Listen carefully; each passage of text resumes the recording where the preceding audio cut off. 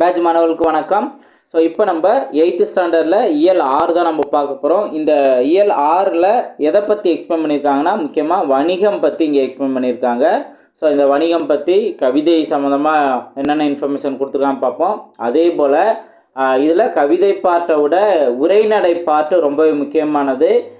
வணிகம் சேரர் சோழர் பாண்டியர் இந்த காலத்தில் இருந்தே வணிகம் எந்த அளவுக்கு முக்கியமானது, அதில் என்னென்ன சிறப்பு இருக்குது அப்படிங்கிற மென்ஷன் பண்ணியிருப்பாங்க. அதுக்கடுத்தது நம்ம தமிழ்நாட்டில் உள்ள ஒவ்வொரு மாவட்டங்கள்லையும் என்ன வணிகம் ரொம்ப சிறப்பாக இருக்குது அப்படிங்கிறத ரொம்ப தெளிவாக சொல்லியிருப்பாங்க. ஸோ அதில் நம்ம ஒவ்வொரு இன்ஃபர்மேஷனையும் நம்ம தெளிவாக தெரிஞ்சுக்கணும். அதுக்கடுத்து இலக்கணம் பார்ட்டில் புணர்ச்சி இந்த டாபிக் எக்ஸ்பிளைன் பண்ணியிருப்பாங்க. ஸோ புணர்ச்சினா என்ன, அதில் எத்தனை வகைகள் இருக்குது அப்படிங்கிறத சொல்லியிருப்பாங்க. ஸோ இதெல்லாமே நம்ம ஒன் பை ஒன்னாக நம்ம பார்க்கலாம்.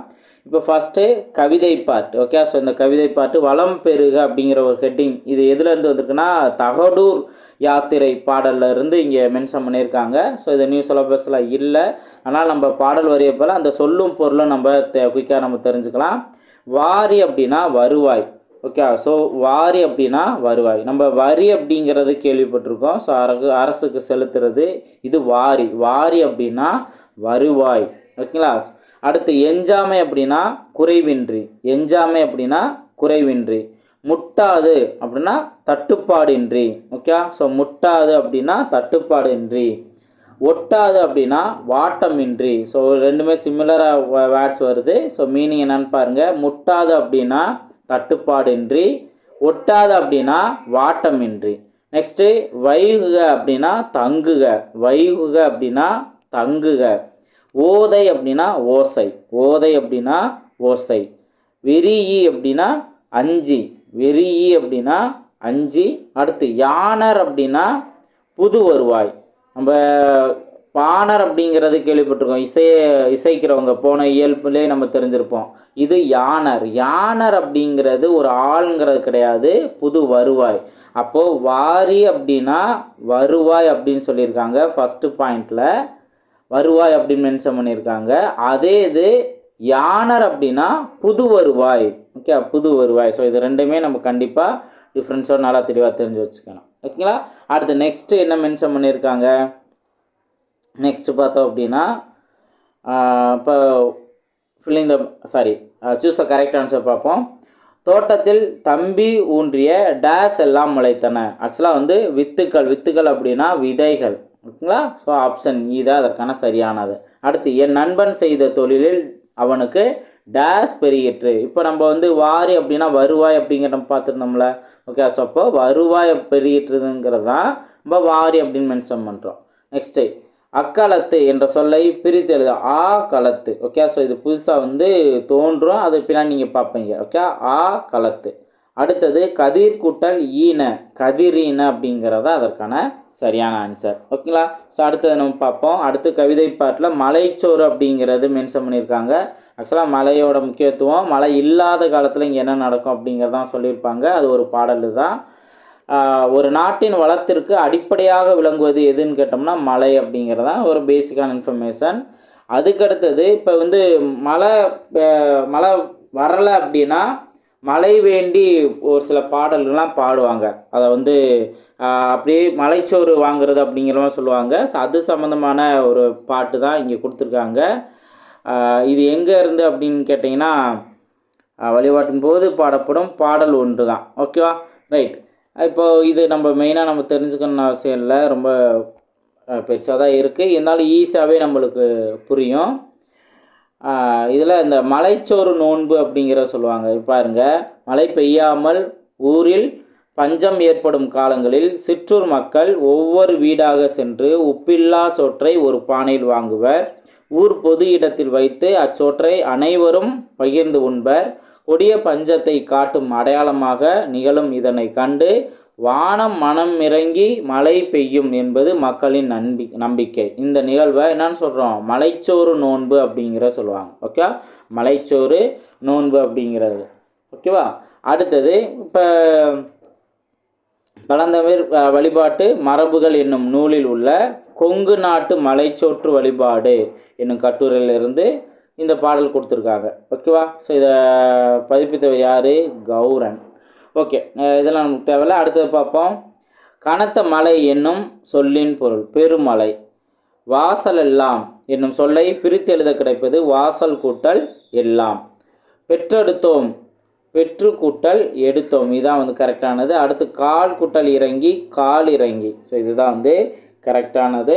ஸோ ரொம்ப சிம்பிளானதான். நெக்ஸ்ட் நம்ம பார்ப்போம். ஸோ நெக்ஸ்ட்டு தான் ரொம்ப ரொம்ப முக்கியமானது. நிறைய இன்ஃபர்மேஷன் நம்ம பார்க்க மாதிரி இருக்கும்.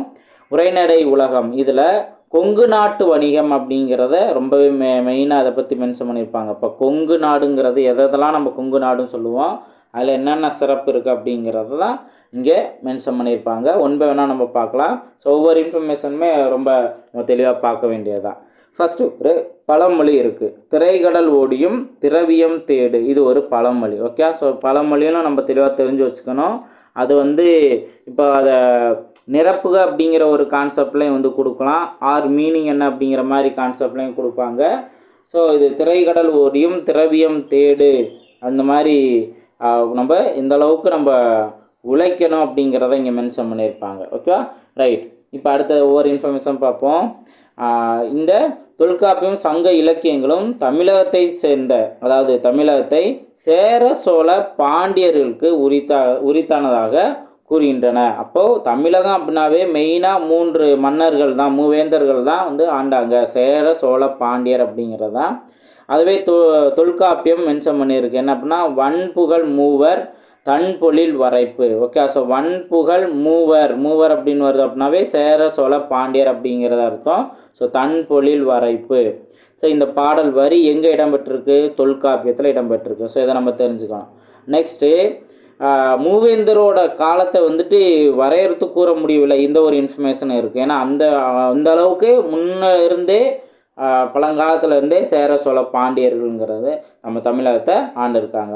நெக்ஸ்ட்டு வால்மீகி ராமாயணம், மகாபாரதம், அர்த்த சாஸ்திரம், அசோகர் கல்வெட்டு ஆகியவற்றில் மூவேந்தர்கள் குறித்த செய்திகள் இடம்பெற்றுள்ளன. அப்போ மூவேந்தர்கள் குறித்த செய்திகள் எங்கெங்கெல்லாம் இடம்பெற்றிருக்கு, வால்மீகி ராமாயணம், மகாபாரதம், அர்த்த சாஸ்திரம், அசோகர் கல்வெட்டு. ஸோ இந்த பாடல்கள்லாம் வந்து மூவேந்தர்களோட காலம் வந்து இங்கே குறிப்பிட்டிருக்காங்க. அவங்களோட செய்திகள், அவங்க என்னென்னலாம் பண்ணாங்க, யார் சிறப்பு மிக்கவங்க அப்படிங்கிறத மென்ஷன் பண்ணியிருக்காங்க. இப்போ சேரர்களில் பார்த்தோம் அப்படின்னா மூவேந்தர்கள்லே சேரர் தான் பழமையானவர் அப்படிங்கிறத மென்ஷன் பண்ணியிருப்பாங்க. இப்போ நம்ம அது பழமையானவர் தான் அப்படின்னு நம்ம சொல்கிறது, நம்ம எப்பவுமே நம்ம சொல்கிறது மூவேந்தர்கள் யாருன்னு கேட்டாங்கன்னா ஃபர்ஸ்ட் வந்து நம்ம சேரர்னு தான் ஆரம்பிப்போம். அப்போ அதுலேருந்தே சேரர் தான் பழமையானவர் அப்படிங்கிறத இதெல்லாம் தெரிஞ்சுக்கலாம். ஓகே, சேர சோழ பாண்டியர் அப்படிங்கிற நம்ம அந்த சொற்றொடரே சேரர் தான் மூத்தவர் அப்படிங்கிறது தெரிஞ்சிடும். ஓகேங்களா. அடுத்தது தொல்காப்பியமும் போந்தை வேம்பை ஆறென வருவும் மாபெரும் தானையார் மலைந்த பூவும் என சேரரை முன்வைக்கிற. அப்போ வந்து சேரருக்குரிய பூ வந்துட்டு வேப்பம்பூ. ஓகே, ஸோ அப்போது அந்த அதுலேருந்தே சேரர் தான் வந்து மூத்தவர் அப்படிங்கிறத தொல்காப்பியத்திலே மென்ஷன் பண்ணியிருக்காங்க. அப்போ இருக்கிறதுலே நம்ம பழமையான நூல் என்ன அப்படின்னு கேட்டோம்னா நம்ம தொல்காப்பியம் சொல்லுவோம். அந்த தொல்காப்பியத்திலே யாரை பற்றி மென்ஷன் பண்ணியிருக்காங்க, சேரர் பற்றி தான் மென்ஷன் பண்ணியிருக்காங்க. ஓகேங்களா, ரைட். அடுத்தது இப்போ இதில் கொடுத்துருக்க இந்த பாரா ரொம்ப முக்கியமானதான், நல்லா தெளிவாக பாருங்கள். சேரர்களின் நாடு எவ்வாறு அழைக்கப்பட்டது, குடநாடு. சேரர்களின் நாடு குடநாடு என்று அழைக்கப்பட்டது. இவர்களின் தலைநகராக எது விளங்கியது, வஞ்சி. ஓகேங்களா. ஸோ அப்போது சேரர்களின் நாடு எவ்வாறு அழைக்கப்பட்டது, குடநாடு. சேர நாட்டோட தலைநகர் எது அப்படின்னு கேட்டால் வஞ்சி. ஓகேங்களா. அடுத்தது இந்நகர் மேற்கு மலைத்தொடரில் தோன்றி அரபிக்கடலில் கலக்கும் பேரியாற்றங்கரையில் இருந்தது. அப்போ வஞ்சி அப்படிங்கிற நகரம் வந்து அது எங்கே இருந்தது அப்படின்னு கேட்குறாங்க, மேற்கு மலைத்தொடரில் தோன்றி அரபிக்கடலில் கலக்கும் பேரியாற்றங்கரையில் இருந்தது. ஓகேவா. அடுத்தது இதனை இப்போ என்ன சொல்லுவாங்க, கருவூர் என்று அழைக்கப்படுகிறது. ஓகே, ஸோ வஞ்சி அப்படிங்கிறதுக்கு இன்னொன்று என்ன, கருவூர். அடுத்து தொண்டி, முசிறி, காந்தலூர் என்பன சேர நாட்டின் துறைமுக பட்டினங்களாக விளங்கின. அப்போ சேர நாட்டின் துறைமுக பட்டினங்கள் என்ன, தொண்டி, முசிறி, காந்தலூர். அடுத்து சேரர்களின் கொடி விற்கொடி. சேரர்களோட கொடி விற்கொடி. ஓகே, சேரர்கள் வந்து பார்த்தோம் அப்படின்னா விற்கொடி. இப்போ அந்த கொடி அப்படிங்கிறதுலே வந்து ஒரு ஷார்ட்கட் மூலயமா தெரிஞ்சுக்கலாம். இப்போது சேரர் அப்படின்னா அவங்களோட கொடி விற்கோடி அப்படின்னு நம்ம தெரிஞ்சுக்குவோம். ஓகேவா? அடுத்து சோழர் பாண்டியர் அப்படிங்கிறத நம்ம பார்ப்போம். ஓகே, சோழர் அப்படின்னா நம்மளுக்கு என்ன, புலி. அடுத்தது பாண்டியர் அப்படின்னா உங்களுக்கு என்ன கொடி, மீன் கொடி. ஓகேங்களா? ஸோ அப்போ இதை எப்படி நம்ம மைண்டில் வச்சுக்கலாம் அப்படின்னா, சேரர் அப்படிங்கிறது வில் கொடி அப்படின்னு நம்ம பார்க்குறோம். இப்போ வில் அப்படின்னாவே என்ன இருக்கும், அம்பு. ஓகே, ஸோ அப்போ அம்பும் வில்லும் சேர்ந்து இருக்கும், அப்போ சேரர். அம்பும் வில்லும் சேர்ந்து இருக்கும், அப்போ சேரர்னு தெரிஞ்சுக்கலாம். அடுத்து சோழரோட கொடி புலி கொடி அப்படின்னு நம்ம தெரிஞ்சுக்கலாம். இப்போ சோளக்காட்டில் புலி அப்படிங்கிற மாதிரி எடுத்துக்கலாம். ஓகே, ஸோ இந்த சோழர் வேறு, அந்த சோளம் நான் சொல்கிறது வேறு. ஓகே, நம்ம சோழருங்கிறது புலிக்கொடி. அப்போது சோளக்காட்டில் புலி அப்படிங்கிற ஒரு ஷார்ட்கட் மைண்டில் வச்சுக்கலாம். அடுத்தது பாண்டியர் மீன் அப்படிங்கிற, இப்போ நம்ம பாண்டி மீன் அப்படிங்கிறது ஒரு ரைமிங்கில் வரும். ஓகே, பாண்டி மீன் அப்படிங்கிற மாதிரி. ஓகேங்களா? ஸோ அப்போ இது மூணும் ஈஸியாக இந்த மாதிரி ஷார்ட்கட் மூலமா நம்ம மைண்டில் வச்சுக்கலாம். ஓகேங்களா? அதுக்கு அடுத்தது இப்போ சேரர்களோட கொடி விற்கொடி அப்படின்னு நம்ம பார்த்துட்டோமா. நெக்ஸ்ட்டு அவங்களோட பூ வந்து பனம்பூ. ஓகே, பனம்பூ தான் சேரர்களோட பூ. அப்போது ஒவ்வொரு பாயிண்ட்டும் ரொம்ப முக்கியமாக நல்லா தெளிவாக தெரிஞ்சுக்கோங்க. நெக்ஸ்ட்டு இதை வச்சு தான் உங்களுக்கு அடுத்தடுத்தலாம் கொஸ்டின் இருக்கும். ஓகேங்களா? அடுத்து சேர நாட்டின் எல்லைகள். ஓகே, சேர நாட்டோட எல்லைகளாக எது இருந்தது அப்படின்னு பாருங்கள்.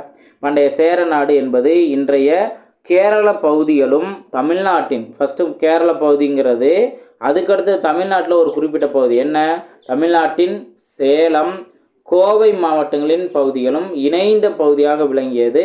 இதான் வந்து சேரநாடு. ஓகே, அப்போ சேரநாடு அப்படிங்கிறது கேரள மாநிலத்தில் உள்ள கேரள பகுதி, அதுக்கப்புறம் தமிழ்நாட்டில் என்னென்ன சேலம் கோவை, இது இணைந்த பகுதிகள். நெக்ஸ்ட்டு சேலம் கோவை பகுதிகள் கொங்கு நாடு என்று பெயர் பெற்றன. ஓகே, ஸோ அப்போது எது வந்து கொங்கு நாடு சொல்லப்போ நம்ம ஹெட்டிங் கொங்கு நாடு இப்போ வணிகம் பார்த்தோம்ல, அப்போ கொங்கு நாடுங்கிறது சேலம் கோவை ரெண்டும் சேர்ந்ததான். இப்போ தான் நம்ம தனித்தனி மாவட்டமாக நம்ம பார்க்குறோம். ஓகே, அப்போலாம் வந்துட்டு அந்த மாவட்டம் இல்லாமல் ஒரு குறிப்பிட்ட பகுதிகள், இந்த பகுதியில் வந்து சேரர்கள் உறவினர் ஆட்சி செய்து வந்தனர். அப்போ கொங்கு நாட்டு பகுதியை, கொங்கு நாடுங்கிறது சேலமும் கோவையும் சேர்ந்த பகுதி. அதை வந்து யார் ஆட்சி செய்தது, சேரர்களோட உறவினர்கள் ஆட்சி செய்தாங்க. ஓகேங்களா? அடுத்து கொங்கு மண்டலம். ஓகே, இப்போ கொங்கு நாடு அப்படிங்கிறது தெரிஞ்சுக்கிட்டோம். அடுத்து கொங்கு மண்டலம் அப்படிங்கிறனா கார்மேக கவிஞர் இயற்றிய கொங்கு மண்டல சதகம். அப்போ கொங்கு மண்டல சதகம் யார் இயற்றியது, கார்மேக கவிஞர். கார்மேக கவிஞர் எந்த நூலை இயற்றினார், கொங்கு மண்டல சதகம் அப்படிங்கிறத பாயிண்ட் நம்ம ஞாபகம் வச்சுக்கணும். இப்போ இந்த கொங்கு மண்டலங்கிறது வடக்கே பெரும்பாலை, தெற்கே பழனி, ஒவ்வொரு திசையும் பெற்றிருப்பாங்க. வடக்கே பெரும்பாலை, தெற்கே பழனிமலை, மேற்கே வெள்ளிமலை, கிழக்கே மதிர்கரை என 4 எல்லைக்குட்பட்ட பகுதிகளாக கொங்கு மண்டலம் விளங்கியது. அப்போ மொத்தம் 4 திசைகள் நம்ம பார்க்குறோம். ஸோ வடக்கு, தெற்கு, அதே போல் கிழக்கு, மேற்கு. ஓகேவா? ஸோ அப்போ இதில் என்ன, வடக்கு பெரும்பாலை. ஓகே, இங்கே பெரும்பாலை, தெற்கே பழனிமலை, மேற்கே வெள்ளிமலை, கிழக்கே மதிர்கரை. இந்த மலையெல்லாம் வந்துட்டு எல்லைகளாக உட்பட்ட பகுதியாக கொங்கு மண்டலம் விளங்கியது. ஓகேங்களா? நெக்ஸ்ட்டு இன்றைய நீலகிரி, கோயம்புத்தூர், திருப்பூர், ஈரோடு, நாமக்கல், திண்டுக்கல் ஆகிய மாவட்டங்களையும் சேலம், கரூர் மாவட்டங்களின் சில பகுதிகளையும் உள்ளடக்கியதாக கொங்கு மண்டலம் விளங்குகிறது. அப்போது நம்ம ஃபஸ்ட்டு கொங்கு மண்டலங்கிறது அதோட எல்லைகள் மலைப்பகுதிகளை வச்சு நம்ம சொல்கிறோம். ஓகேவா? இப்போ நம்ம மாவட்டம் வச்சு நம்ம சொல்கிறோம் அப்படின்னா எதெல்லாம் கொங்கு மண்டலம் நம்ம சொல்கிறோம் பாருங்கள். நீலகிரி, கோயம்புத்தூர், திருப்பூர், ஈரோடு, நாமக்கல், திண்டுக்கல் ஆகிய மாவட்டங்களும், அதுக்கப்புறம் சேலம், கரூரில் ஒரு குறிப்பிட்ட பகுதிகளும், இதெல்லாம் சேர்ந்தது தான் கொங்கு மண்டலம் அப்படிங்கிறத ரொம்ப தெளிவாக இப்போ உள்ள மேப் படி நம்ம தெரிஞ்சுக்கிறோம். அடுத்து கொங்கு நாட்டு பகுதியை என்னென்ன ஆறுகளாக வந்துட்டு வளம் செழிக்க செய்கின்றன அப்படின்னு பார்த்தோன்னா, கொங்கு நாட்டு பகுதியில் வந்து என்னென்ன ஆறுகள், காவிரி ஆறு, பவானி, நொய்யல், ஆண்பொருணை என்று அழைக்கப்படும் அமராவதி. ஓகே, ஸோ இப்போ இது கூடுதலாக இதை நம்ம தெரிஞ்சுக்கணும். அமராவதிக்கு இன்னொரு பேர் என்ன, ஆண்பொருணை. ஓகேவா? அப்போது அடுத்தது ஆண்பொருணை என்று அழைக்கப்படும் ஆறு என்ன, அமராவதி. இந்த மாதிரி நம்ம இன்ஃபர்மேஷனாக தெரிஞ்சுக்கலாம். அப்போது மலைகளும் என்னென்ன, கொங்கு நாட்டு பகுதியில் மலைகளும் என்னென்ன, ஆறுகளும் என்னென்ன அப்படிங்கிறத ரொம்ப தெளிவாகவே இங்கே மென்ஷன் பண்ணிட்டாங்க. ஸோ இப்போ இந்த ஒரு ரொம்ப ரொம்ப முக்கியமானது. ஓகேவா? அடுத்து நெக்ஸ்ட்டு பழங்கால வணிகம். பழங்கால வணிகம். இப்போ வணிகம் அப்படின்னாவே மெயினாக உழவு, கைத்தொழில், வணிகம் என்னும் மூன்றும் ஒரு நாட்டு மக்களின் நாகரிக நல்வாழ்விற்கு அடிப்படையாக இருக்கும். ஓகே, ஸோ அப்போது நாட்டு மக்களின் நாகரிக வாழ்க்கைக்கு அடிப்படையாக இருப்பது உழவு, கைத்தொழில், வணிகம். இதில் கொங்கு நாடு அப்படின்னாவே உள்நாட்டு வெளிநாட்டு வணிகத்தில் தமிழர்கள் சிறந்து விளங்கினார். அதுலேயும் கொங்கு நாட்டிலையும் நிறையா இருந்தது அப்படின்னு சொல்லுவாங்க. நீ அடுத்ததாக தான் பார்ப்போம்.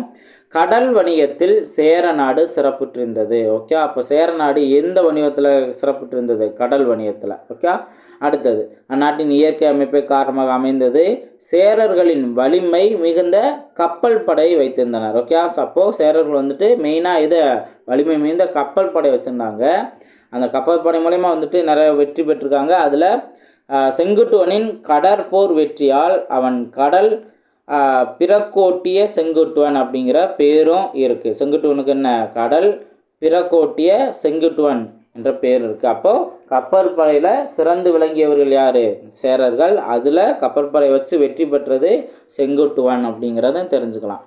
நெக்ஸ்ட்டு கடம்பர் என்னும் கடற்கொள்ளையர்களை சேர மன்னர்கள் அடக்கினர். அப்போது சேர மன்னர்கள் காலத்தில் வாழ்ந்த கடற்கொள்ளையருக்கு பேர் என்ன? கடம்பர். ஓகே, இப்படி நீங்கள் யோசித்துக்கலாம். அல்லது சேர மன்னர்கள் எந்த கடற்கொள்ளையர்களை அடக்கினர் அப்படின்னு கேட்கலாம். ஸோ கடம்பர் அப்படிங்கிற மெயினில் வச்சுக்கணும். ஓகே, பேர் நல்லா கடம்பர் அப்படிங்கிறது நல்லா கடற்கொள்ளையருக்கு ஏற்றா அப்படி இருக்குது. ரைட்டு. அடுத்தது முசிறி சேரர்களின் சிறந்த துறைமுகங்களில் ஒன்றாக இருந்தது. நம்ம துறைமுகங்கள்லாம் என்ன, தொண்டி, இதெல்லாம் நம்ம பார்த்துருந்தோம். அதில் முசிறி அப்படிங்கிறது சிறந்த துறைமுகங்கள் ஒன்றாக விளங்கியது. அப்போது சேரர்களின் சிறந்த துறைமுகங்களில் ஒன்று எது அப்படின்னு கேட்டால் முசிறி அப்படிங்கிறத நம்ம சொல்லலாம். இங்கிருந்து தான் மற்ற நாடுகளுக்கு என்னென்னலாம் போனது மென்ஷன் பண்ணியிருப்பாங்க. மிளகு, முத்து, யானை தந்தங்கள், பட்டு, மணி போன்றவை ஏற்றுமதி செய்யப்பட்டன. அப்போ முசிறிங்கிற துறைமுகத்திலேருந்து என்னென்னலாம் ஏற்றுமதி செய்யப்பட்டது? மிளகு, முத்து, யானை தந்தங்கள், பட்டு, மணி. அதுபோக இப்போ பொன், மென்மை மிக்க புடவைகள், சித்திர வேலைப்பாடு அமைந்த ஆடைகள், பவளம், செம்பு, கோதுமை ஆகியன இறக்குமதி செய்யப்பட்டன. அப்போ எது எதெல்லாம் ஏற்றுமதி செய்யப்பட்டது, எது எதெல்லாம் இறக்குமதி செய்யப்பட்டது அப்படிங்கிறத இங்கே இந்த புறப்பாடல், அதாவது புறநானூற்று பாடல் மூலயமா மென்ஷன் பண்ணியிருப்பாங்க. நெக்ஸ்ட்டு சேர நாட்டில் உள்நாட்டு வணிகம் நன்கு வளர்ச்சியுற்றிருந்தது. மக்கள் தத்தம் பொருட்களை தமக்கு தந்து தமக்கு தேவையான பொருட்களை பெற்றனர்.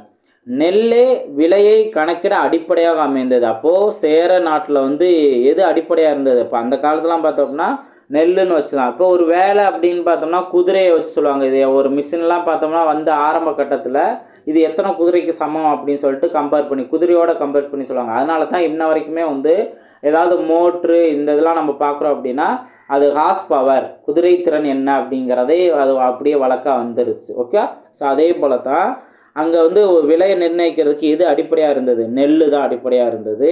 அடுத்து நெல்லுக்கு ஈக்குவலாக எதை எடுத்திருந்தாங்க? உப்பு. ஓகே, ஸோ அப்போ உப்பும் நெல்லும் ஒரே மதிப்புடையது அப்படிங்கிறத இங்கே மென்ஷன் பண்ணியிருப்பாங்க. ஸோ அது அகநானூறு பாடலில் இங்கே தெரியும். நெல்லும் உப்பும் நேரே ஊரீர் கொல்லீரோவென சேரிதோறும் நுவரும். ஓகே, இது அகப்பாடல், அகநானூறு பாடலில் தெரிஞ்சுக்கலாம். அடுத்து கொங்கு மண்டல பகுதிகளில் இன்றைய வணிகம். ஓகே, ஸோ கொங்கு வணிக பகுதிகளில் இன்றைய வணிகம். இப்போ நம்ம கொங்கு பகுதியில் என்னென்ன நம்ம பார்த்தோம்? இந்த நீலகிரி, கோயம்புத்தூர், திண்டுக்கல், நாமக்கல் இதெல்லாம் பார்த்தோம்ல. ஸோ அப்போ ஃபஸ்ட்டு நீலகிரியை சொல்கிறாங்க. கிழக்கு தொடர்ச்சி மலையும் மேற்கு தொடர்ச்சி மலையும் சந்திக்கும் இடமே நீலகிரி. ஓகே, அப்போ இதெல்லாம் வந்து ஜாகிரஃபிலே இந்த மாதிரி பாயிண்ட்டை மென்ஷன் பண்ணியிருப்பாங்க. ஸோ இங்கேயும் நல்லா தெளிவாக தெரிஞ்சுக்கலாம். கிழக்கு தொடர்ச்சி மலையும் மேற்கு தொடர்ச்சி மலை இணையும் பகுதி பேர் என்ன? அந்த இணையும் பகுதியில் உள்ள ஊர் நீலகிரி. ஓகேங்களா? அதுக்கு அடுத்தது நீலகிரி பார்த்திங்கன்னா தோட்டப்பயிர்களான காப்பி, தேயிலை, உருளைக்கிழங்கு, கேரட், முட்டைக்கோசு ஆகிய பெருமளவில் பயிரிடப்படுகின்றன. தைல மரத்துக்கு தாவரவியல் பேர் என்ன? யூகலிப்டஸ். ஓகேங்களா? ஸோ யூகலிப்டஸ் இங்கே இந்த நீலகிரியில் வளர்க்கப்படுகிறது. ஓகே, நெக்ஸ்ட் நீலகிரி மாவட்டம் தேயிலை தொழிற்சாலைகள் நிறைந்தது. ஓகே, இனிமேல் பார்த்தோம்னா அது என்னென்னலாம் சிறப்பு, என்ன வணிகம் சிறப்பு, என்ன பயிரிடப்படுகிறது அந்த மாதிரிலாம் மென்ஷன் பண்ணுவாங்க. நிறையா இருக்கலாம். ஸோ நம்ம அடுத்து நம்ம ரிப்பீட் பண்ணுறது மூலயமா தான் அதை ஞாபகம் வச்சுக்க முடியும். இருந்தாலும் எது சிறப்போ அதை நம்ம நல்லா தெளிவாக தெரிஞ்சுக்கலாம். ஓகேங்களா? அதுக்கு அடுத்தது நீலகிரி மாவட்டத்தில் என்னெல்லாம் தொழிற்சாலைகள் இருக்குதுன்னு சொல்லியிருப்பாங்க. ஃபஸ்ட்டு தேயிலை தொழிற்சாலைகள், அதுக்கு அடுத்தது புகைப்படச் சுருள் தயாரிப்பு தொழிற்சாலை, துப்பாக்கி வெடிமருந்து தொழிற்சாலை, தைல மரம், எண்ணெய் தொழிற்சாலை. ஓகே, ஸோ தைலம் நம்ம சொல்கிறோம்ல. ஓகேவா? ஸோ அப்போ தைல மரம், எண்ணெய் தொழிற்சாலை இதெல்லாம் வந்து நீலகிரி மாவட்டத்தில் அதிகமாக இருக்குது. அடுத்து கோயம்புத்தூர். இதில் நம்ம ஆல்ரெடி பார்த்த மருவு பெயர்கள் சொல்லியிருப்பாங்க. கோயம்புத்தூருங்கிறதே எப்படி வந்தது? கோவன்புத்தூர் என்னும் பெயரை கோயம்புத்தூர்னு மாறினது. இப்போ அந்த கோயம்புத்தூருங்கிறதே மறிவிருச்சு. எப்படி மாறிடுச்சு? கோவை அப்படின்ட்டு மறிவிருச்சு. ஓகேங்களா? அப்போ இந்த மருவு பெயர்கள்லாம் நல்லா தெளிவாக தெரிஞ்சுக்கணும். ஒரு 60 பெயர்கள் இருக்கும். அதை தெரிஞ்சுட்டீங்க போதும். அதைத்தான் மாற்றி மாற்றி கேட்டுக்கிட்டு இருப்பாங்க. ஸோ அது நம்மளோட ப்ளேலிஸ்ட்டில் இருக்குது. வீடியோ பார்க்காதவங்க அதை பார்த்துக்கோங்க. ஓகே, இப்போது இங்கே கோயம்புத்தூரில் நெல், வாழை, கரும்பு, காய்கறிகள், பூக்கள் போன்றவை பெருமளவில் பயிரிடப்பட்டன. இது போக பஞ்சாலைகள் இருக்குது, நூற்பாலைகள் இருக்குது, மின்சார பொருட்கள், எந்திரங்கள், வீட்டு உபயோகப் பொருட்கள் தயாரிக்கும் தொழிற்சாலைகள், ஸோ அதெல்லாம் இருக்குது. ஓகே, வீட்டு உபயோகப் பொருட்கள் தயாரிக்கும் தொழிற்சாலைகள்லாம் கோயம்புத்தூரில் இருக்குது. நெக்ஸ்ட் திண்டுக்கல்னு பார்த்தோம்னா வரலாற்று சிறப்புமிக்க திண்டுக்கல்லில் நெல், சோளம், திணை வகைகள், வாழைப்பழம், காய்கறிகள் இதெல்லாம் அதிகமாக விளைச்சல். இப்போ வாழைப்பழம்லாம் அதிகமாக விளைச்சல் இருக்குது அப்படின்னு தெரிஞ்சுக்கலாம். அடுத்து இப்பகுதி மலர் உற்பத்தியில் முதலிடம் வகிக்கிறது. ஓகே, ஸோ திண்டுக்கல் மாவட்டம் மலர் உற்பத்தியில் முதலிடம் வகிக்கிறது. அதுபோக தமிழ்நாட்டின் ஹாலந்து என்று அழைக்கப்படும் ஊர் என்ன? திண்டுக்கல். திண்டுக்கல் என்ன? தமிழ்நாட்டின் ஹாலந்து என்று அழைக்கப்படும் ஊர் திண்டுக்கல். அடுத்தது இதில் அரிசி, தோல், பூட்டு தொழிற்சாலை மெயினாக திண்டுக்கல் அப்படின்னாவே பூட்டு அப்படிங்கிறதா ரொம்ப சிறப்பானது. அதாவது தொழிற்சாலைகள் அதிகமாக இருக்குது. அடுத்து சின்னாலப்பட்டி. இங்கே உள்ள திண்டுக்கல் மாவட்டத்தில் சின்னாலப்பட்டி அப்படிங்கிற ஊர். அதில் சுங்கடி சேலைகள். ஓகே, சேலைகள் புகழ் பெற்றது. திண்டுக்கல் மாவட்டத்தில் சின்னாலப்பட்டிங்கிற இடத்துல சுங்கடி சேலைகள் சிறப்பு பெற்றது. அடுத்து ஈரோடு அப்படின்னு பார்த்தோம்னா பரப்பளவில் தமிழ்நாட்டில் ஈரோடு தான் 2வது பெரிய நகரமாக விளங்குது. இதில் பார்த்தோம் அப்படின்னா நெல், நிலக்கடலை, மஞ்சள், கரும்பு, பருத்தி, எள் இதெல்லாம் அங்கே பயிரிடுறாங்க. தமிழகத்திலே மஞ்சள் சந்தை எங்கே இருக்குது? ஈரோட்டில் தான் இருக்குது. தமிழகத்தில் மஞ்சள் சந்தை எங்கே இருக்குது? ஈரோட்டில் தான் இருக்குது. ஓகேங்களா? ரைட். நெக்ஸ்ட் பார்த்தோம்னா திருப்பூர். இப்போ ஆக்சுவலாக இங்கே ஈரோட்டில் என்னென்னலாம் தொழிற்சாலை இருக்குன்னா துணி நூற்பாலைகள், எண்ணெய் ஆலைகள், சர்க்கரை ஆலைகள் இதெல்லாம் பெருமளவில் இருக்குது. அதே போல் சாயம், இங்கே நூல் நூற்பு, துணிகளுக்கு சாயம் ஏற்றுதல், அச்சிடுதல், தோல் பதனிதமான தொழில்களும் மாவட்டத்தில் நடைபெற்றன. ஓகே, அடுத்து திருப்பூரில் பாருங்கள். திருப்பூர் மிகச்சிறந்த பின்னலாடை நகரம். ஓகே, ஸோ அப்போது மிகச்சிறந்த பின்னலாடை நகரம் எது? திருப்பூர் அப்படிங்கிறத நம்ம தெரிஞ்சுக்கலாம். நெக்ஸ்ட்டு இங்கே நெல், கரும்பு, பருத்தி, வாழை போன்றவை இங்கே பயிரிடப்படுகிறது. அடுத்து இந்தியாவின் முதல் ஆயத்த ஆடை பூங்கா. ஓகே, ஒவ்வொருக்குமே பூங்கா இருக்குது. அதில் முதல் ஆயத்த ஆடை பூங்கா, அதுக்கு பேர் என்ன? நேதாஜி ஆயத்த ஆடை பூங்கா. திருப்பூரில் நேதாஜி ஆயத்த ஆடை பூங்கா அப்படிங்கிறது இருக்குது. இது இந்தியாவின் முதல் ஆயத்த ஆடை பூங்கா. ஸோ இது முக்கியமான ஒரு பாயிண்ட்டு, நோட் பண்ணிக்கோங்க. நெக்ஸ்ட்டு இந்த மாவட்டத்தில் தான் காங்கேயம் காளைகள். ஓகே, ஸோ இப்போ காளைகளுக்கு சிறப்பு பெற்றது காங்கேயம் காளை. அது இந்த மாவட்டத்தில் தான் இருக்குது. ஓகேவா? தேசிய அளவில் புகழ்பெற்ற காங்கேயம் காளைகள். நெக்ஸ்ட் நாமக்கல். இதில் பச்சை மலை, கொல்லிமலை, சேர்வராயன் மலையின் ஒரு பகுதி ஆகியவை இம்மாவட்டத்தில் உள்ளன. சப்போ என்னென்ன நாமக்கல் மாவட்டத்தில் என்னென்ன மலைகள் இருக்குது? பச்சை மலை, கொல்லிமலை, சேர்வராயன் பகுதியின் ஒரு குறிப்பிட்ட பகுதி. ஓகேவா? அடுத்து நெல், கரும்பு, சோளம், நிலக்கடலை, பருத்தி இதெல்லாம் விளையிடப்படுகிறது. அதுபோக திராட்சை, ஆரஞ்சு, காப்பி, பாக்கு, ஏலம் இதுவும் பயிரிடப்படுகிறது. முட்டை கோழி வளர்ப்பிலும் முட்டை உற்பத்தியிலும் தென்னிந்தியாவில் இப்போ நாமக்கல் அப்படின்னாவே முட்டை அப்படிங்கிறது தான் அதோட சிறப்பு. அப்போ முட்டை கோழி வளர்ப்பிலும் முட்டை உற்பத்தியிலும் தென்னிந்தியாவிலே நாமக்கல் முதன்மையான இடம் வகிக்கிறது. ஓகேவா? அதுபோக சிமெண்ட்டு, காகித தொழிற்சாலை இருக்குது, கைத்தறி, நெசவு, வெண்கல பொருட்கள் தயாரித்தல் இது இருக்குது. அதே போல் சரக்குந்தும் அதிக அளவில் இயங்கும் மாவட்டமாக நாமக்கல் விளங்குகிறது. ஓகே, அடுத்து சேலம். சேலம் பாருங்கள், சேலத்து மாம்பழம்னு கேட்போம், அப்போ கேள்விப்பட்டிருப்போம். அப்போது சேலம் அப்படின்னாவே மாங்கனி நகரம் என்று அழைக்கப்படுகிறது. ஓகே, அதோட சிறப்பு பெயர் மாங்கனி நகரம். அடுத்து, இந்தியாவிலே இம்மாவட்டத்தில் தான் ஜவ்வரிசி அதிகமாக உற்பத்தி செய்யப்படுகிறது. ஓகே, ஜவ்வரிசி அதிகமாக உற்பத்தி செய்யும் மாவட்டம் என்ன? சேலம். ஓகேங்களா, இந்த மாதிரி நம்ம சிறப்பு பேர் தெரிஞ்சுக்கணும். நெக்ஸ்ட்டு, தமிழ்நாட்டில் கைத்தறி நெசவு அதிகமாக உள்ள மாவட்டம் இதுவே. இப்போ தமிழ்நாட்டில் நிறைய இடங்களில் கைத்தறி நெசவு இருக்குது. அதில் தமிழ்நாட்டில் அதிகமாக கைத்தறி நெசவு உள்ள மாவட்டம் சேலம் மாவட்டம். அடுத்து சேலம் மாவட்டத்துக்கு இன்னொருலாம் பேர்லாம் இருக்குது பாருங்கள். சாரி, இந்த மாங்கனி நகரம் பார்த்துட்டோம். நெக்ஸ்ட்டு ஏற்காடு. ஏற்காடுங்கிறதுக்கு ஒரு சிறப்பு பேர் என்ன? ஏழைகளின் ஊட்டி. ஏழைகளின் ஊட்டி என்று அழைக்கப்படும் நகரம் ஏற்காடு. இது சேலம் மாவட்டத்தில் இருக்குது. ஓகேங்களா. அடுத்து கரூர் பாருங்கள். கொங்கு நாட்டின் ஒரு பகுதியாக விளங்கிய பகுதிக்கு வஞ்சிமா நகரம் என்று, நம்ம கருவூர் அப்படின்னு பார்த்தோம், வஞ்சி அப்படிங்கிறதுக்கு இன்னொரு பேர் கருவூர்னு பார்த்தோம்ல. அப்போது அந்த வஞ்சிமா நகரம் அப்படிங்கிறது அதுவே கருவூர் எப்படி மாறிடுச்சு? கரூர் அப்படின்னு மாறிடுச்சு. ஓகேங்களா. அப்போது இதுக்கு வந்துட்டு என்ன பேர்? வஞ்சிமா நகரம். நெக்ஸ்ட்டு, கிரேக்க அறிஞர் தாலமி. கிரேக்க அறிஞர் யார்? தாலமி கரூரை தமிழகத்தின் முதன்மையான உள்நாட்டு வணிக மையமாக குறிப்பிட்டுள்ளார். அப்போ கரூரை தமிழகத்தின் முதன்மையான உள்நாட்டு வணிக மையமாக குறிப்பிட்டவர் யார் அப்படின்னா கிரேக்க அறிஞர் தாலமி. இந்த மாதிரி நம்ம மைண்டில் வச்சுக்கலாம். ஓகேங்களா. அதுக்கடுத்து இந்த கரூரில் பாருங்கள், கல்குவாரி தொழிற்சாலை இங்கே அதிகமாக இருக்கும். கைத்தறி நெசவு ஆடைகளுக்கு பெயர் பெற்ற மாவட்டமாக கரூர் விளங்குகிறது. ஓகே, ஸோ ரொம்ப பெயர் பெற்றது என்ன? கரூர். ஓகேங்களா. ரைட். அடுத்தது தெரிந்து கொள்ளும் அப்படிங்கிறது ஊரெல்லாம் சிறப்பு பெயர். இப்போ தூத்துக்குடி அப்படின்னா முத்து. ஓகே, கடலில் தூத்துக்குடினா கடலில் முத்து எடுக்கலாம். அப்போது முத்து நகரம். சிவகாசி அப்படின்னாவே குட்டி ஜப்பான், அது நமக்கு நல்லா தெரியும். மதுரை அப்படிங்கிறது தூங்கா நகரம் என்று அழைக்கப்படுகிறது. திருவண்ணாமலை தீப நகரம். ஓகே, கோயில் இருக்குல்ல, ஸோ அப்போது தீப நகரம் என்று அழைக்கப்படுகிறது. ஸோ இதெல்லாம் வந்து ரொம்ப சிறப்பானதாக தெளிவாக தெரிஞ்சுக்கோங்க. பின்னாடி நம்ம மொழியால் ஆழ்வோம்னே இந்த ஊர்களை பற்றி நம்ம தெளிவாக தெரிஞ்சுக்கோம். ஓகே, இதுதான் வந்து இங்கே கொடுத்துருக்குது. இப்போ இது பாருங்கள், வன்புகழ் மூவர் தன்பொழில் வரைப்பு என்று குறிப்பிடும் நூல் என்ன? தொல்காப்பியம். சேரர்களின் தலைநகரம் வஞ்சி. பழங்காலத்தில் விலையை கணக்கிட அடிப்படையாக அமைந்தது நெல். ஆண் பொருணை என்று அழைக்கப்படும் ஆறு என்ன? அமராவதி. இதெல்லாம் நம்ம பார்த்துருந்தோம்ல. ஸோ ஒவ்வொரு இன்ஃபர்மேஷனும் நம்ம தெளிவாக நம்ம பார்த்துருந்தோம். ஸோ அந்த மாதிரி கவனிச்சிருந்தோம்னாவே இந்த இன்ஃபர்மேஷன் ரொம்பவே யூஸ்ஃபுல்லாக இருக்கும். வீட்டு உபயோகப் பொருட்கள் தயாரிக்கும் தொழிற்சாலை நிறைந்த மாவட்டம் கோயம்புத்தூர். ஓகேங்களா. அதுக்கடுத்து இப்போ நம்ம மாங்கனி நகரம்ங்கிறத எதை நம்ம சொல்கிறோம்? மாங்கனி, சேலத்து மாம்பழம் அப்படின்னு பார்க்குறோம்ல, அப்போது சேலம். ஓகேங்களா.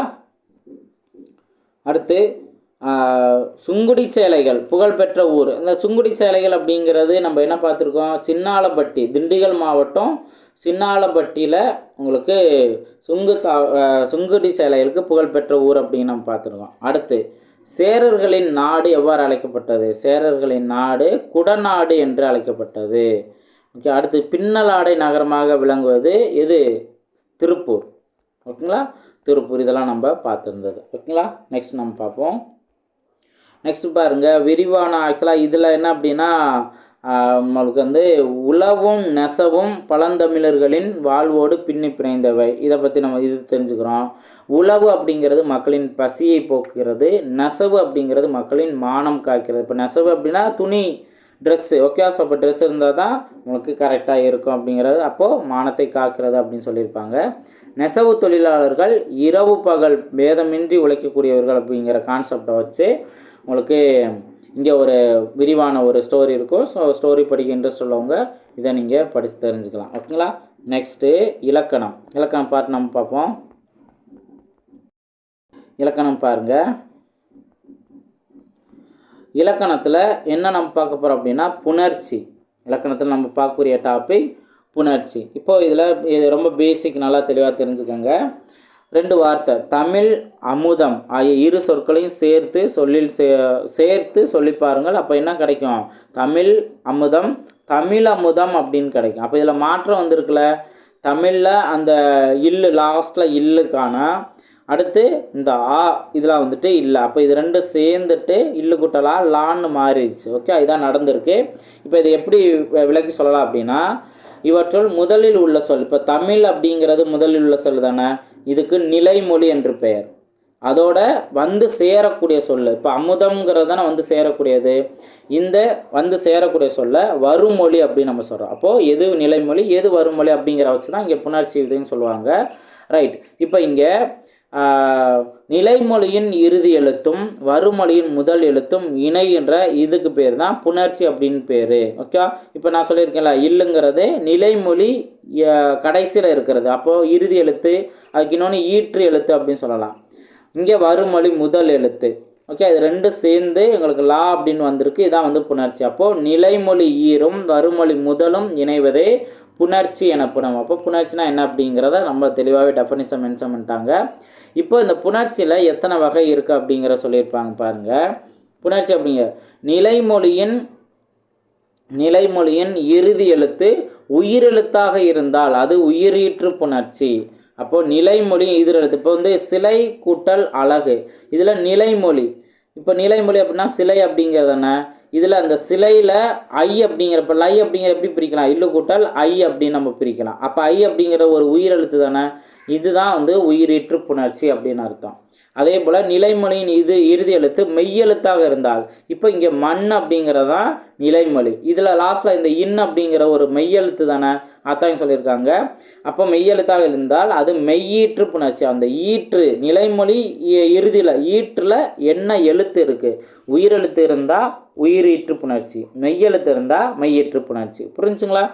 இது வருமொழியை இதே கான்செப்டே சொல்லியிருப்பாங்க.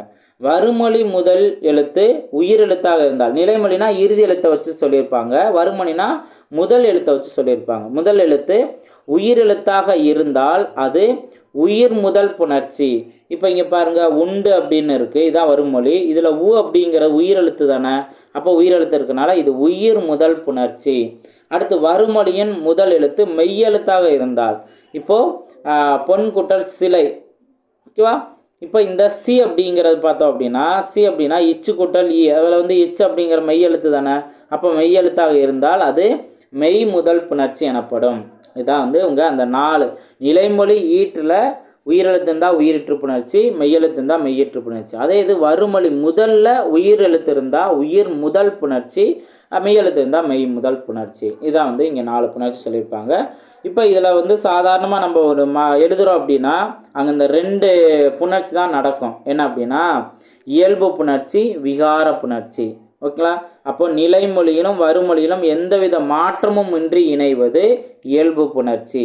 இயல்பு புணர்ச்சி அப்படியே இயல்பாக அப்படியே சேர்ந்து இருக்கிறது. இப்போ பாருங்கள், தாய் கூட்டல் மொழி, தாய்மொழி நம்ம சொல்லுவோம். அப்போ இதில் எந்த மாற்றமும் இல்லை, அப்படியே தாய்ங்கிற வார்த்தையும் நிலைமொழியும் மொழி அப்படிங்கிற வருமொழியும் ரெண்டும் சேர்ந்துருச்சு, எந்த வித மாற்றமும் இன்றி. அப்போது இதை இயல்பு புணர்ச்சி அப்படின்னு நம்ம சொல்லுவோம்.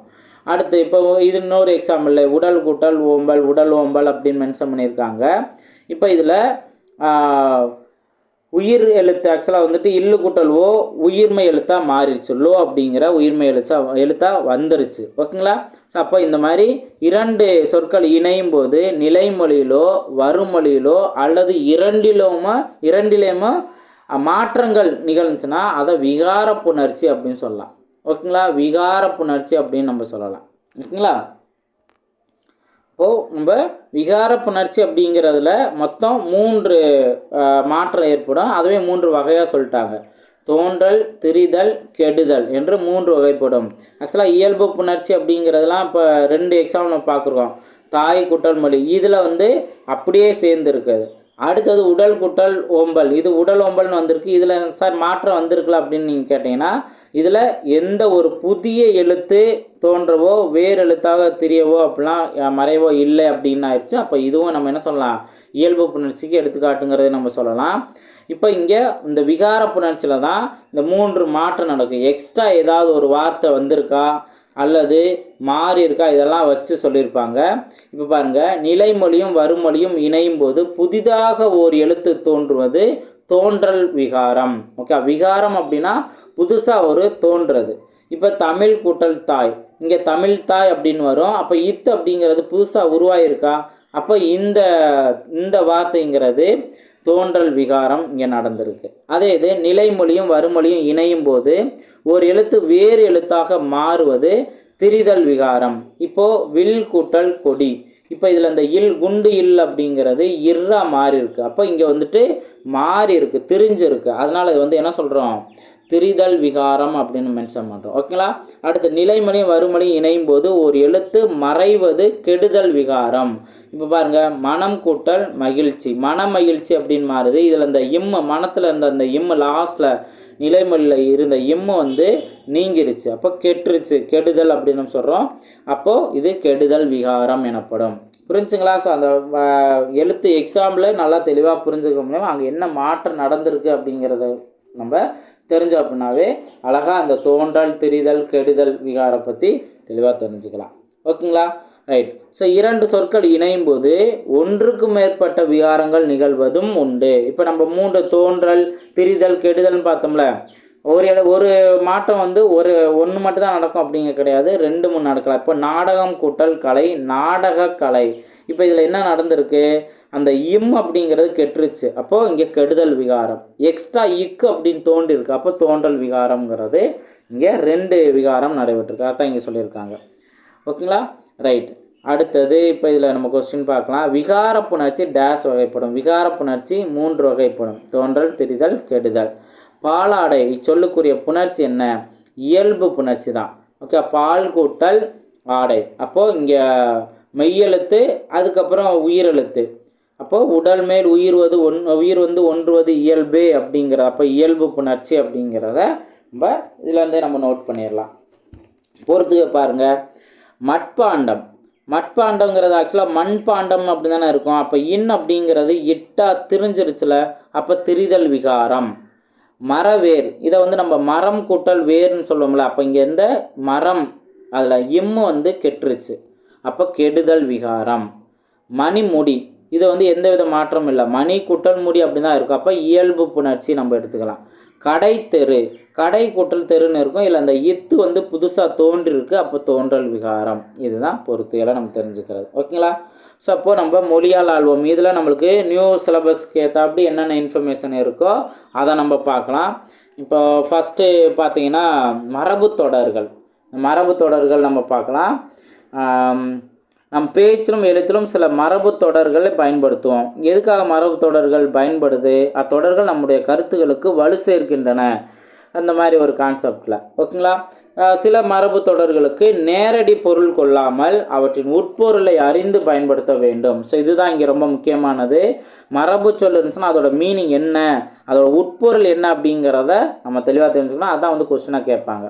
இப்போ எக்ஸாம்பிள் பார்த்தீங்கன்னா, திண்டுக்கல் பூக்கள் உற்பத்தியில் கொடிகட்டி பறக்கும். இப்போ இங்கே பாருங்கள், கொடிகட்டி பறக்கும் அப்படின்னா என்ன, சாதாரணமாக வந்துட்டு கம்பத்தில் நம்ம வந்து கொடிகட்டி பறக்க வைக்கிறதா, அது கிடையாது. அப்போ இது வந்து மறைமுகமாக என்ன பொருள் சொல்லுது, கொடிகட்டி பறத்தல் அப்படின்னா புகழ்பெற்று விளங்குதல் அப்படின்னு அர்த்தம். ஓகே. ஸோ அப்போ இந்த ஹைலைட் பண்ணியிருக்க பாயிண்ட்லாம் ரொம்ப முக்கியமானது. அடுத்து அதே போல் அவர் ஒரு அவசர கொடுக்கை. இப்போ அவசர கொடுக்கை அப்படிங்கிறதுக்கு என்ன மீனிங், எண்ணி செயல்படாமை. ஓகே. அப்போ இந்த மாதிரி மரபு சொற்களோட மீனிங் நல்லா தெளிவாக தெரிஞ்சுக்கணும். அதை வச்சு நம்ம டிஃப்ரெண்டான எக்ஸாம்பிள் நம்ம ப்ராக்டிஸ் பண்ணி பார்த்துக்கலாம். ஓகே. அடுத்து பின்வரும் மரபு தொடர்களை பொருள்களோடு பொறுத்துக்க அப்படின்னு கேட்டிருக்காங்க. இப்போ 1000 காலத்து பயிர், இது வந்து ஆக்சுவலாக மீனிங் என்ன, நீண்ட காலமாக இருப்பது, இதுதான் வந்து இதற்கான பொருள். அடுத்து கல்லில் நார் உரித்தல். கல்லில் நார் உரித்தல் அப்படின்னா கல்லில் வந்து நார் உரிக்க முடியுமா, முடியாது, அப்போது இயலாத செயல். அடுத்தது கம்பி நீட்டுதல். இப்போ கம்பி நீட்டுதல் அப்படின்னா விரைந்து வெளியேறுதல். ஓகே. ஒரு கம்பி நீட்டுறோம் அப்படின்னா விரைந்து வெளியேறுதல் அப்படிங்கிற ஒரு மீனிங். அடுத்து காணல் நீர். காணல் நீருங்கிறது என்ன, காணல் நீருங்கிறது என்ன, நம்ம தூரத்துலேருந்து பார்க்கும்போது இருக்கிற மாதிரி தெரியும், பக்கத்தில் போய் பார்த்தோம்னா இருக்காது, அப்போது இருப்பது போல் தோன்றும் ஆனால் இருக்காது. இதுதான் வந்து காணல் நீருக்கான மீனிங். ஓகே. அடுத்து கண்ணை மூடிக்கொண்டு. கண்ணை மூடிக்கொண்டுனா எதையுமே ஆராய்ந்து பார்க்காம செய்கிறது, அப்போது ஆராய்ந்து பார்க்காமல், இதுதான் வந்துட்டு 5வது. ஓகே. ஸோ அப்போ மரபு அந்த தொடர்களோட பொருளை நல்லா தெளிவாக தெரிஞ்சுக்கணும். இது போக உங்களுக்கு என்ன 3 கொடுத்துருக்காங்க பாருங்கள். இது வந்து சொற்றொடர் அமைக்க சொல்லியிருக்காங்க. நான் மீனிங் நான் சொல்கிறேன், அதுக்கப்புறம் நம்ம இப்போ சொற்றொடர் நீங்கள் ப்ராக்டிஸ் பண்ணிக்கலாம். வாழையடி வாழையாக அப்படிங்கிறதுக்கு அந்த மரபு தொடருக்கு மீனிங் என்ன, பரம்பரை பரம்பரையாக. ஓகே. பரம்பரை பரம்பரையாக, இதுதான் வந்துட்டு இதோட மீனிங். அதே இது முதலை கண்ணீர் அப்படின்னா, முதலை கண்ணீர் அப்படின்னா பொய்யழுகை, பொய்யழுகைன்னு அர்த்தம், பொய்யழுகை அப்படின்னு அர்த்தம். ஓகேங்களா. அடுத்தது எடுப்பார் கைப்பிள்ளை. எடுப்பார் கைப்பிள்ளை அப்படின்னா சுய சிந்தனை இல்லாமல், சுய சிந்தனை இல்லாமல், சிந்தனை இல்லாமல், இதுதான் மீனிங். ஓகேங்களா? இதை வச்சு நம்ம சென்டென்ஸ் எப்படி வேணால் நம்ம அமைச்சிக்கலாம். ஆர் அவங்க கொடுத்துருக்க சென்டென்ஸில் இருந்து என்ன மீனிங், இந்த மாதிரி மீனிங் வருதா அப்படிங்கிறத நம்ம நல்லா புரிஞ்சு ஆன்சர் நோட் பண்ணணும். ஓகேங்களா? சரி, நல்லா தெளிவாக பாருங்கள். அடுத்தது நெக்ஸ்ட்டு பார்த்தீங்கன்னா இந்த ஊர்கள் அவற்றின் சிறப்புகள் அறிவோம் அப்படின்ட்டு இந்த மாதிரி மொழியோடு விளையாடு அப்படின்னு கொடுத்துருக்காங்க. நம்ம ஒவ்வொரு ஊரோட சிறப்பு என்ன அப்படிங்கிறத பார்த்துக்கலாம். ஓகேங்களா? இப்போ ஃபஸ்ட்டு சிவகாசி. சிவகாசி அப்படின்னாவே பட்டாசு, அதோட சிறப்பு என்ன? பட்டாசு. அடுத்து திருப்பாச்சி அப்படின்னாவே அரிவாள், திருப்பாச்சி அருவா, பாட்டே இருக்குல்ல திருப்பாச்சி அருவால. அடுத்து திருநெல்வேலி அப்படின்னாவே அல்வா, திருநெல்வேலி அல்வா. கோவில்பட்டி பார்த்தோம்னா கடலை மிட்டாய் தான் அதோட சிறப்பு. கோவில்பட்டி கடலை மிட்டாய். நெக்ஸ்ட்டு மதுரை, இங்கே வேறு எது இருக்கா? ஓகே, மதுரையை நம்ம பார்ப்போம். ஸோ மதுரை எடுத்துட்டோம்னா மதுரை மல்லிகை, மதுரை மல்லின்னு காமெடி இருக்குல்ல, ஸோ மல்லிகை. அடுத்து பண்ருட்டி அப்படிங்கிற ஒரு ஊர், அது பலாப்பழம் தான் ஃபேமஸ். ஓகே, பண்ருட்டி. நெக்ஸ்ட்டு தஞ்சாவூர்னால் நம்ம தலையாட்டி பொம்மை நம்ம பார்க்குறோம்ல, ஸோ தலையாட்டி பொம்மை, தஞ்சாவூர் தலையாட்டி பொம்மை. ஸோ இதை வச்சு தான் புவிசார் குறியீடுலாம் வந்துட்டு அதோட சிறப்பை வச்சு நிறைய அதுக்கு புவிசார் குறியீடுன்னு கொடுப்பாங்க. அதுவே கேள்வியாக இருக்கும்.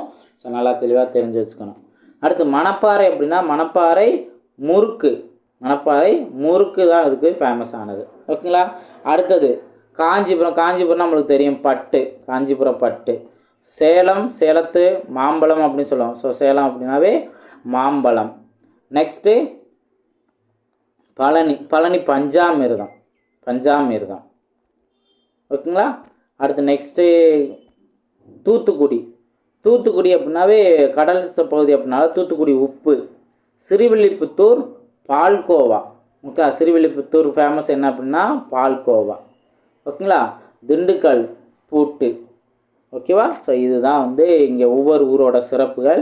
ஸோ அதை நல்லா தெளிவாக தெரிஞ்சுக்கணும். ஸோ லாஸ்ட்டாக நம்ம என்ன பார்க்க போகிறோம்?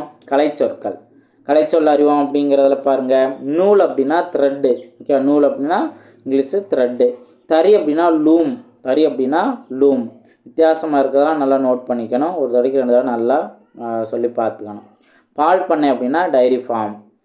தோல் பதனிடுதல் டன்னிங். அப்படின்னா டன்னிங். தையல் அப்படின்னா ஸ்டிச்சு. ஓகே, தையல் அப்படின்னா ஸ்டிச்சு. ஆலை அப்படின்னா ஃபேக்ட்ரி. சாயம் ஏற்றுதல் டையிங். ஆயத்த ஆடை ரெடிமேட் ட்ரெஸ்ஸு. இதை இப்படி கேட்டிருக்காங்க, ரெடிமேட் ட்ரெஸ்ஸோட தமிழ் வார்த்தை என்ன அப்படின்னு கேட்டிருக்காங்க. ஸோ ஆயத்தை ஆடை. ஓகே, நம்ம தெளிவாக தமிழ் வார்த்தை இங்கிலீஷ் வார்த்தையும் தெளிவாக தெரிஞ்சு வச்சுக்கணும். ஸோ இந்த இயலில் மெயினாக நம்ம உரைநடை பாட்டிலேருந்து இலக்கணம், அதுக்கடுத்து மொழியால் ஆளும், இதெல்லாம் நல்லா தெளிவாக தெரிஞ்சுக்கிட்டோம். ஸோ நல்லா ப்ராக்டிஸ் பண்ணுங்கள். ஒவ்வொரு இயல்லுமே அது என்ன எக்ஸாம் பாயிண்ட் ஆஃப் வியூவில் என்னென்ன இன்ஃபர்மேஷன் இருக்கோ அதெல்லாம் தெளிவாக நம்ம பார்க்கணும். அடிக்கடி ரிவைஸ் பண்ணணும். ஸோ நல்லா ப்ராக்டிஸ் பண்ணுங்கள். அடுத்தடுத்த வீடியோவில் மீட் பண்ணலாம். தேங்க்யூ.